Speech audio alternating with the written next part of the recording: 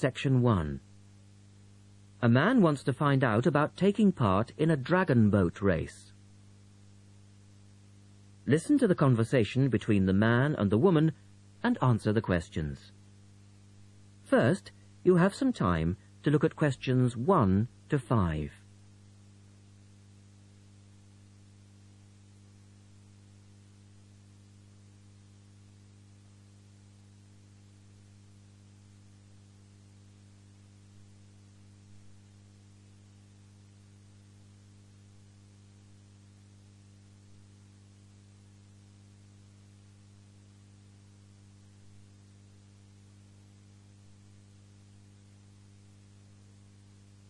You will see that there is an example which has been done for you.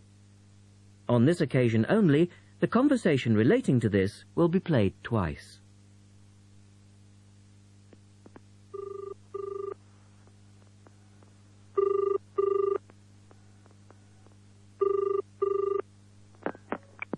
Scope Charity Office. How can I help you? Oh, hello. I'm ringing about the dragon boat race that you're asking people to take part in. Oh, yes. We still need a few more teams. Are you interested in joining the race? The man asks for information about the dragon boat race, so the answer is dragon boat race. Now we shall begin. You should answer the questions as you listen, because you will not hear the recording a second time. Listen carefully and answer questions 1 to 5.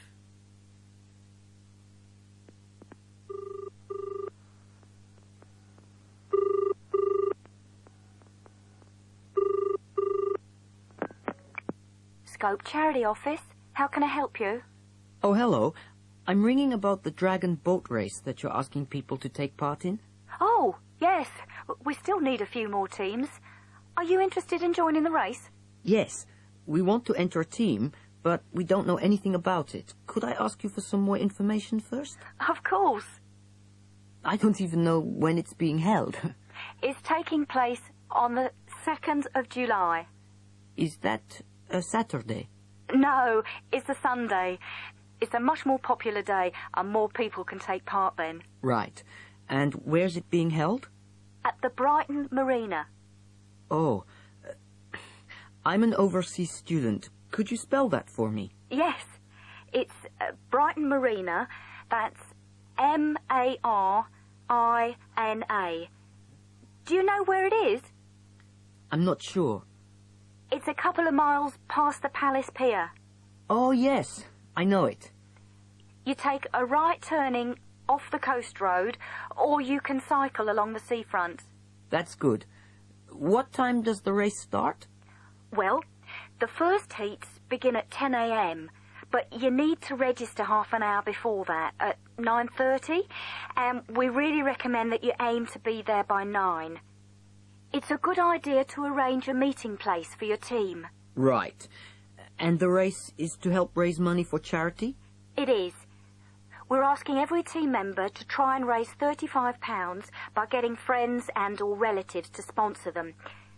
Every crew member will receive a free tournament T-shirt if your team manages to raise £1,000 or more. Oh, that's quite good. Also, we're holding a raffle. Every crew member who takes part in the race this season will be entered into a free prize draw. Oh, what's the prize? It's pretty good. It's a holiday in Hong Kong. Sounds great. The man asks for more information. Look at questions 6 to 10.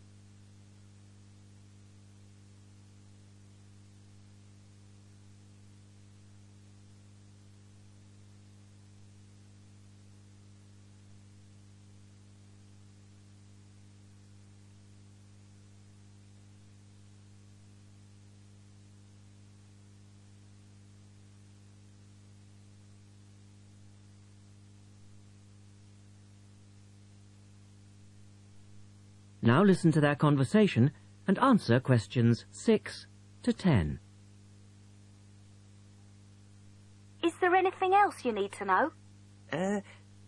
Could you just tell me a little bit more about the teams?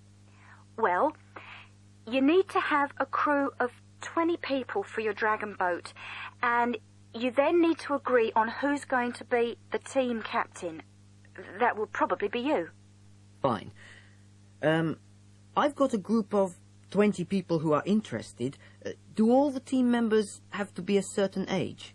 Well, there's no age limit as such, but if you have a team member who's under 18, then they have to get their parents' permission to take part.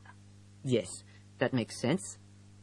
It isn't dangerous, but we do have boats that turn over in the water, and for that reason we need to insist that everyone wears a life jacket as well. And you can hire life jackets from us when your team arrives. What do you advise people to wear? Well, most people wear a t-shirt, shorts and trainers. I certainly wouldn't recommend that you wear jeans or boots. In fact, it's a very good idea to bring some spare clothes. Okay. It can get quite cold and wet if the weather's bad, and there's quite a bit of hanging around, especially if you qualify for the semi-finals or the final. I see what you mean. Have you got a name for your team? Oh, not yet, no. Well, you need to decide on one and then put it on the entrance form, which I'll send you. Oh, okay. So, if you'd like to give me your address, I'll be happy to send details first class. That is the end of section 1. You now have half a minute to check your answers.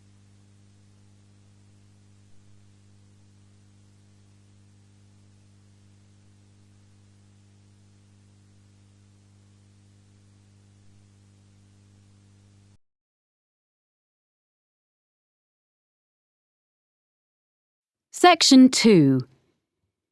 You will hear a speaker from the hotel industry addressing a group of young people about careers with her firm. First, you have some time to look at questions 11 to 15. Pause the recording for 30 seconds.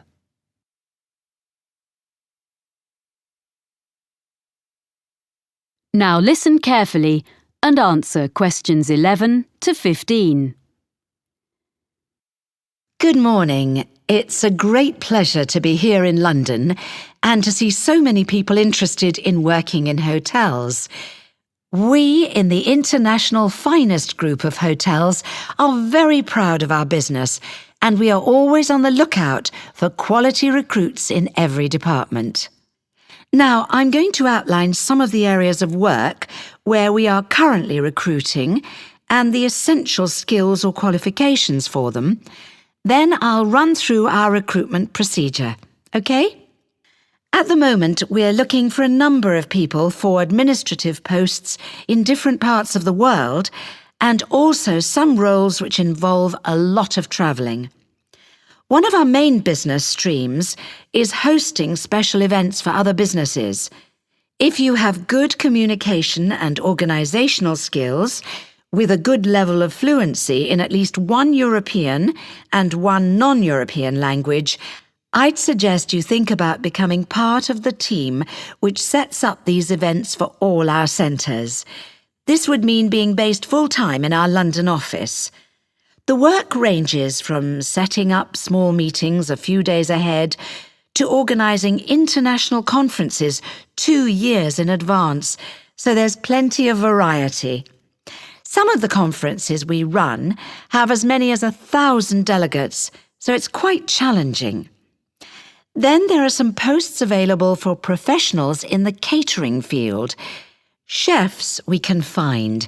It seems this is a popular career choice in many parts of the world, as in the UK these days, in spite of the exacting standards.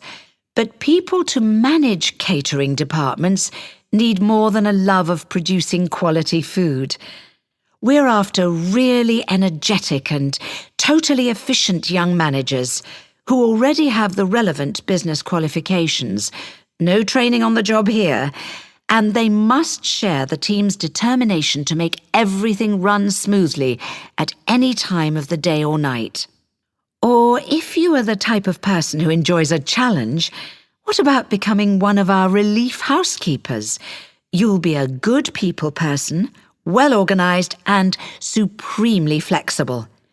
As well as covering UK holidays, maternity and paternity leave, There will be times when you have to fill a key post when someone's sick, which could be anywhere in our European, Middle Eastern or Far Eastern hotels, so you must be prepared to hop on a plane at 5 minutes' notice.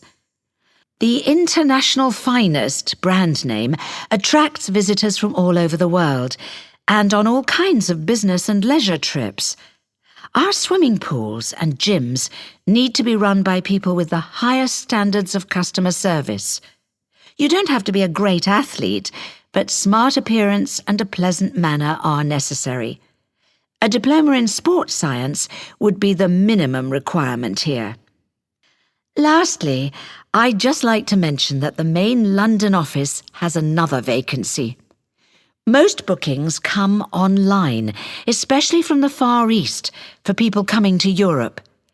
If you have fluency and some keyboard skills in, for example, Spanish or any Far Eastern languages, either having taken a degree or preferably from having lived and worked overseas, you might be just the person we're looking for to deal with email bookings and queries in the office here.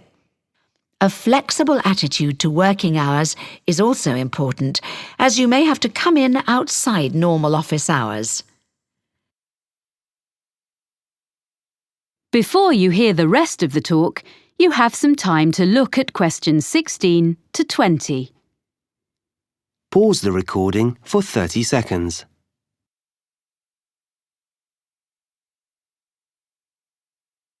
Now listen and answer questions 16 to 20. So that's an overview of the kind of jobs. Now, how to get them. First of all, provided you have a UK work permit, you can go online and register an interest in working for us. By return, you'll receive a unique applicant's code, which is your personal identification number and which we'll use in all communications. Along with that, you get access to the Human Resources website, where you should make sure you understand the legal terms and conditions which apply to all our employees. That's also where you can then download the application form, fill it in, and send it back along with your CV. You'll know within 48 hours whether you're being considered as you get an automated response. Sorry if it's a bit impersonal, but at least it's quick. Hopefully, if we like the sound of you, there will be in that automated response a list of times for an initial interview which will take place by telephone during the following week. You confirm by email which of the time slots will suit you. Provided the interview is satisfactory, at that point we'll ask for any evidence of qualifications required, which might be your degree or diploma certificate or so on, which you have to send certified copies of, and we contact your referees. The last thing you have to do is you come along and have a look round the International Finest Group head office, get to know some of our team in human resources face to face, and participate in a one-day recruitment seminar, which involves a number of group and individual activities, along with other potential employees. Then, with luck, we'll offer you a job. So I hope you like the sound of joining our organisation. That is the end of section 2. You now have half a minute to check your answers. Pause the recording for 30 seconds.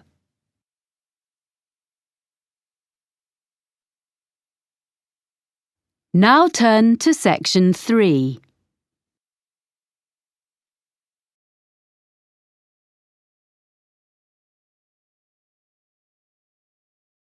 Now turn to section 3. Section 3. You will hear a conversation between a tutor and two students who are preparing for an English literature test. First, you have some time to look at questions 21 to 24.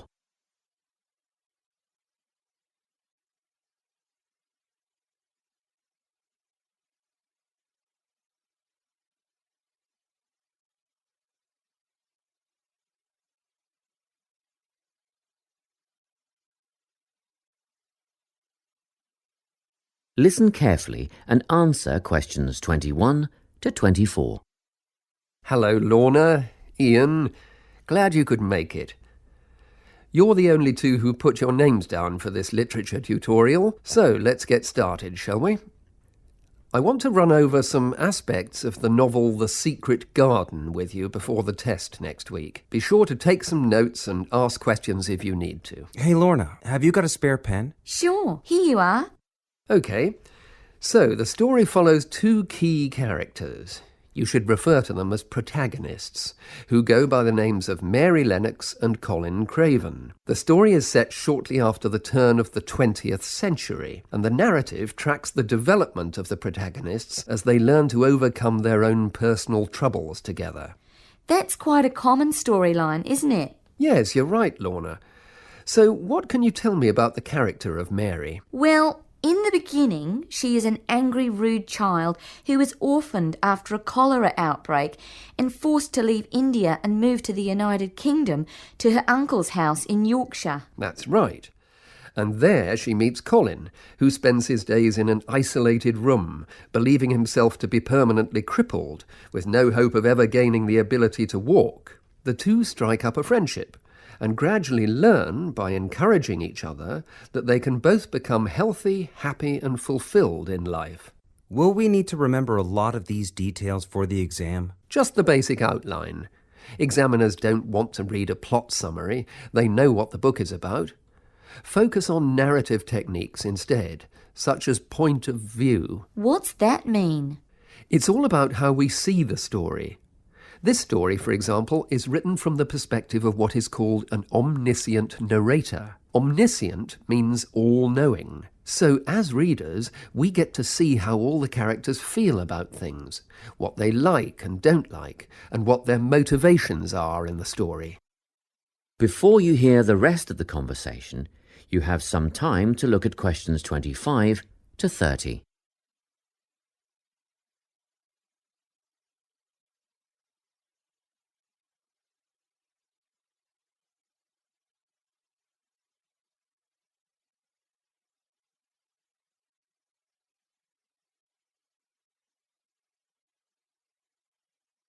Now listen and answer questions 25 to 30.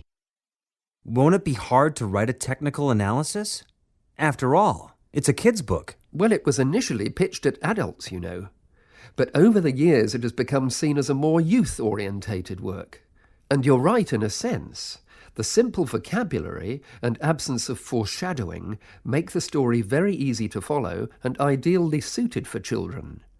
But that doesn't mean there isn't much to analyse.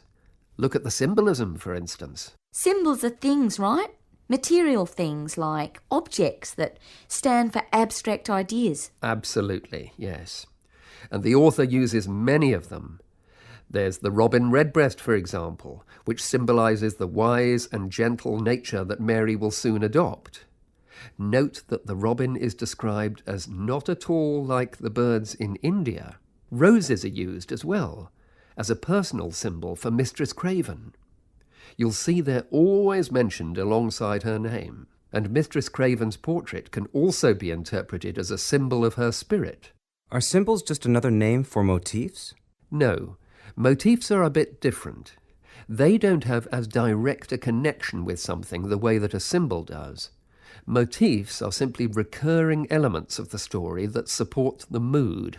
Are there any in this novel? Yes, two very important ones. The Garden of Eden is a motif.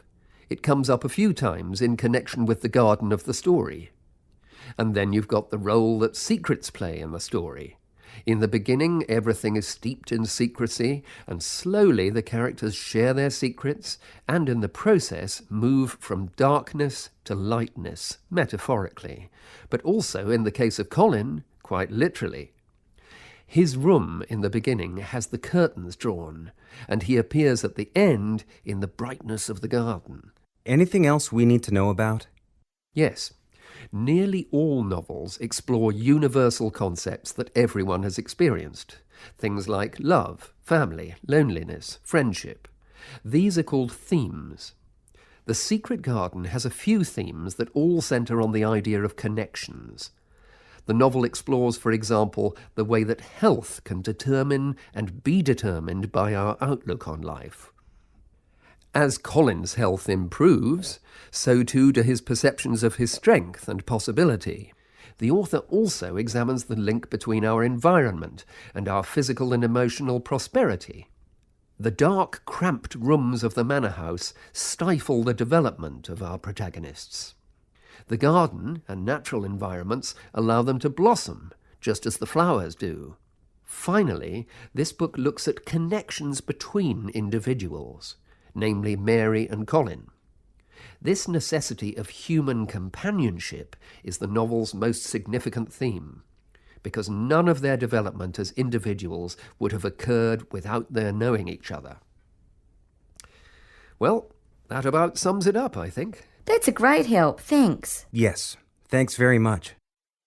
That is the end of section 3. You now have half a minute to check your answers.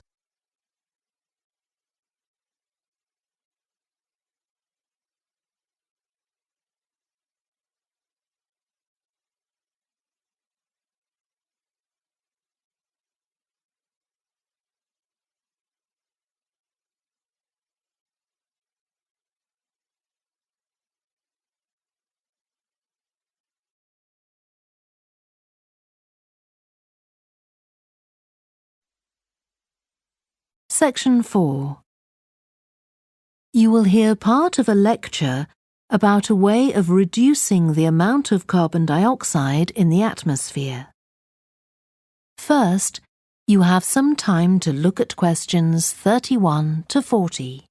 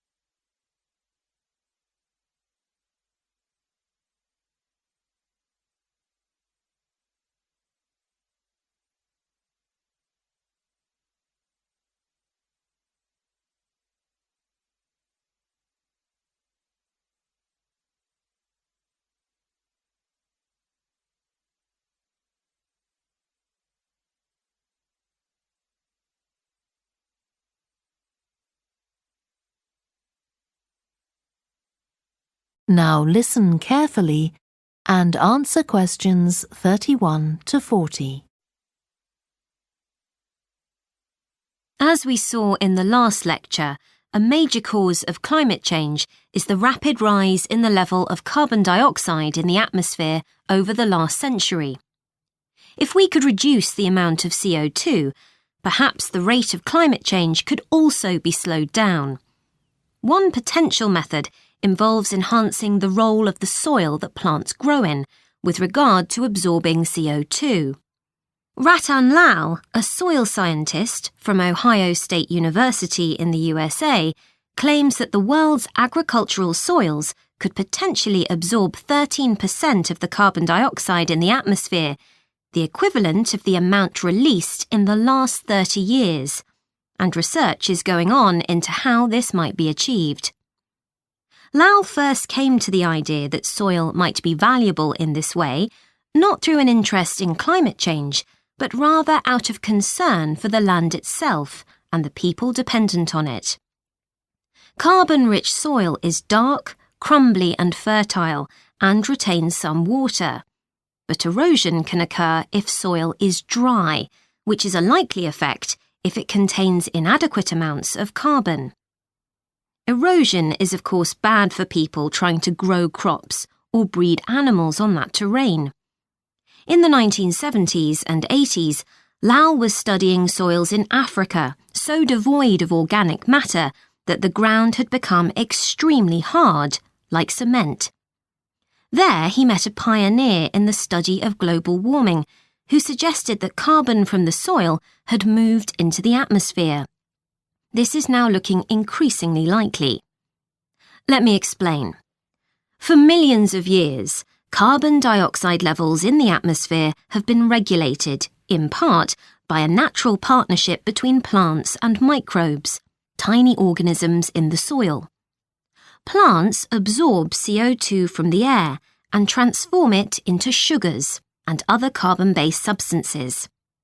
While a proportion of these carbon products remain in the plant, some transfer from the roots to fungi and soil microbes, which store the carbon in the soil. The invention of agriculture some 10,000 years ago disrupted these ancient soil-building processes and led to the loss of carbon from the soil.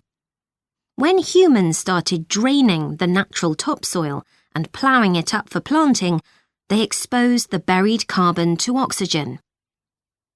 This created carbon dioxide and released it into the air. And in some places, grazing by domesticated animals has removed all vegetation, releasing carbon into the air. Tons of carbon have been stripped from the world's soils, where it's needed, and pumped into the atmosphere. So, what can be done? Researchers are now coming up with evidence that even modest changes to farming can significantly help to reduce the amount of carbon in the atmosphere. Some growers have already started using an approach known as regenerative agriculture. This aims to boost the fertility of soil and keep it moist through established practices. These include keeping fields planted all year round and increasing the variety of plants being grown. Strategies like these can significantly increase the amount of carbon stored in the soil, so agricultural researchers are now building a case for their use in combating climate change.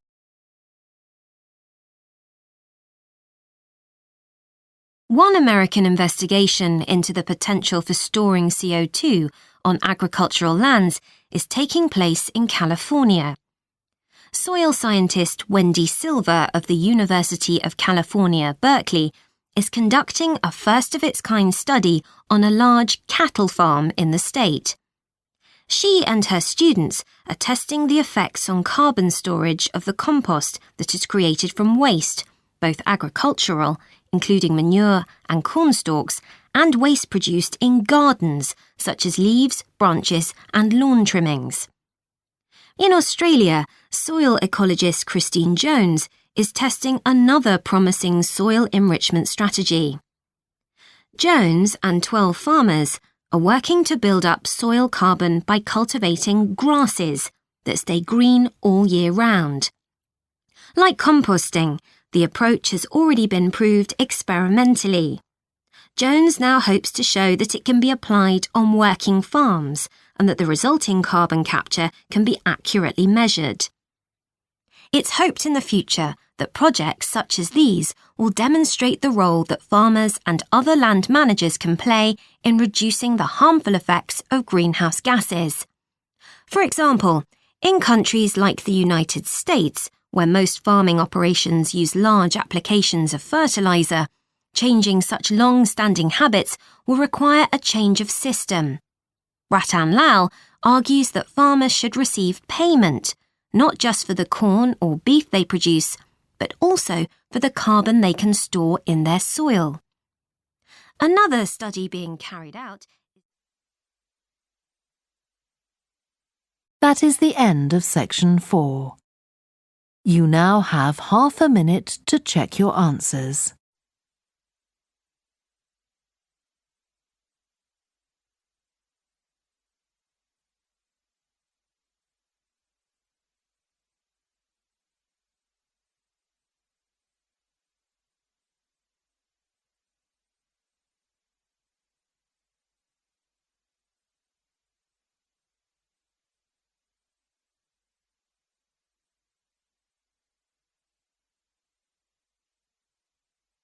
That is the end of the listening test.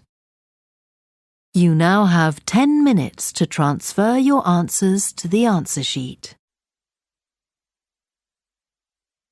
Please stop writing and wait for your question booklet to be collected.